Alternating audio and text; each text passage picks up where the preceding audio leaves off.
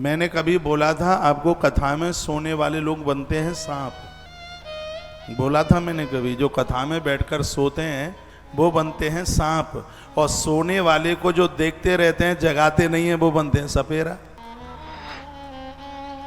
हल्की सी कोहनी लगाओ और कहो भाई साहब तुम तो सांप बनने वाले हो, लेकिन हमें सपेरा तो न बनाइए।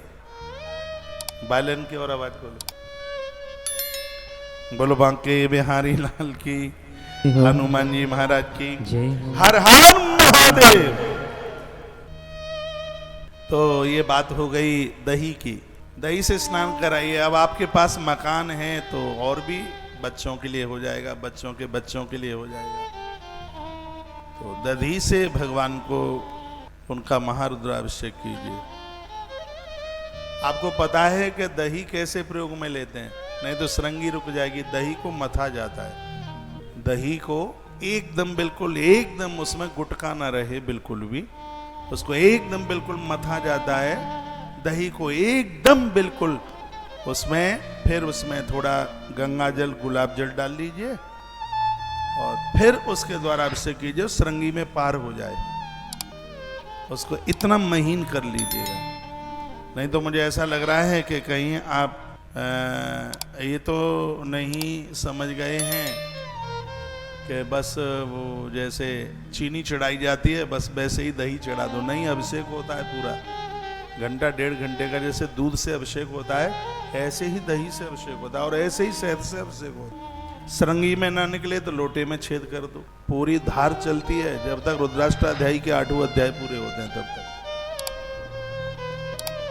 इसको कहते हैं अभिषेक, उसको कहते हैं स्नान। तो शंकर के अभिषेक की बहुत बड़ी महिमा।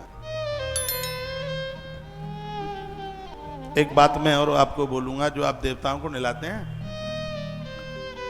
आप जल से नहलाते हैं उससे 100 गुना ज्यादा गंगा जल का प्रभाव है। गंगा जल से नहलाते हैं उससे 100 गुना ज्यादा दूध का प्रभाव है। आप दूध से नहलाते हैं उससे 100 गुना ज्यादा दही का प्रभाव है। आप दही से नहलाते हैं उससे 100 गुना ज्यादा प्रभाव घृत का है, घी का। आप घी से नहलाते हैं उससे 100 गुना ज्यादा प्रभाव है शहद का। आप शहद से स्नान कराते हैं उससे 100 गुना ज्यादा प्रभाव है खांड।